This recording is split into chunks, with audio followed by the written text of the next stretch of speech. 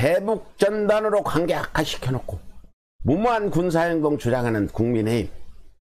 지난 20일 서해상에서 실종되었다가 북한군에 의해 피살된 실종 공무원 사건을 두고 국민의힘을 비롯한 주구 야당들이 가당치 않게 전대미문의 참사인 세월호 참사까지 들먹이며 불필요한 무력 충돌을 예방하기 위한 정부의 신중한 대응을 비난하는 한편 자칫 단순한 국지전을 넘어 전면전으로 치달을 수 있는 무모한 군사행동까지 해서했다고 주장해 논란이 지속되고 있습니다. 더욱이 북한 당국이 판문점 도끼만행 사건 이후 역사상 두 번째로 신속히 사과한 것으로 보아 코로나 사태로 인해 엄중해진 방역 지침으로 말미암아 긴장한 일선 지휘 간의 가응 대응이 실종 공무원 참사를 일으킨 원인으로 분석되고 있는 실정에서도 야당들이 북한의 사과조차 믿을 수 없다며 지속적으로 정부의 대응을 문제 삼으며 정쟁으로 비화하고 있는 것입니다.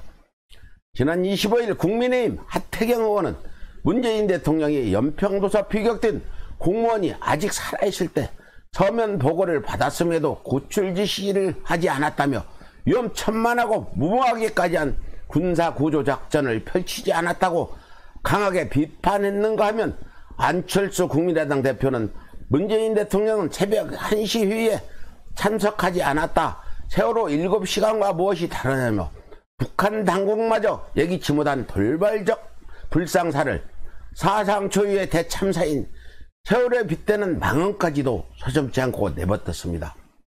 그렇다면 국민의힘을 비롯한 주구 야당들에게 엄중히 묻겠습니다.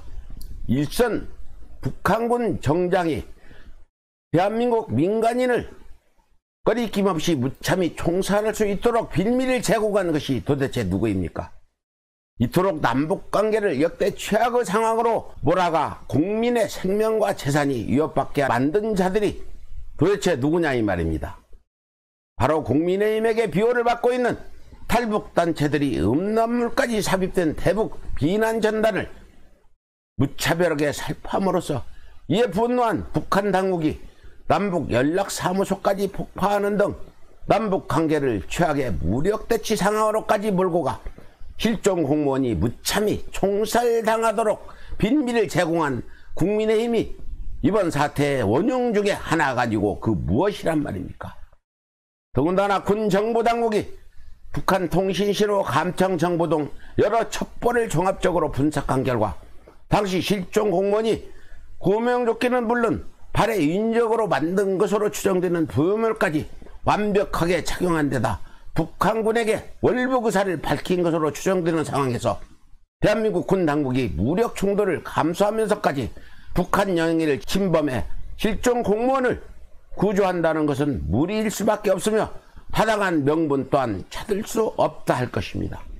그럼에도 불구하고 국민의힘의 주장대로 우리 군이 이렇다 할 명분도 없이 북한 해역으로 침범했다가 북한군과 대치 상황에서 또다시 예기치 못할 돌발적인 무력 충돌이 발생해 전면전으로까지 확전되는 최악의 상황이 벌어진다면 이야말로 한반도 전쟁을 계획해온 일본과 미국 매파는 물론 친일 매국노들이 바라는 최상의 시나리오가 아니고 그 무엇이란 말입니까? 더욱이 문재인 정부가 종전선언을 통해 한반도 평화체제를 구축하려는 이유는 북한이 같은 민족에서만은 아닙니다. 평화가 곧 국민의 생명과 재산을 지킬 수 있는 유일한 안보요 경제발전을 보장받을 수 있는 필수 조건이기 때문입니다. 매일 무력 충돌이 발생하고 언제 대규모 전면전이 발생할지 모르는 나라에 그 어느 나라의 자본이 위협을 무릅쓰고 투자를 할 것이며 어떤 나라의 무역상이 수입계약을 체결한단 말입니까? 본 실종 공무원 사태는 이미 북한 당국이 사과문에서 밝혔듯이 긴장한 북한 일선 지휘 간의 과격 대응으로 인해 벌어진 예측 불가능했던 불상사였던 것으로 분석되고 있습니다.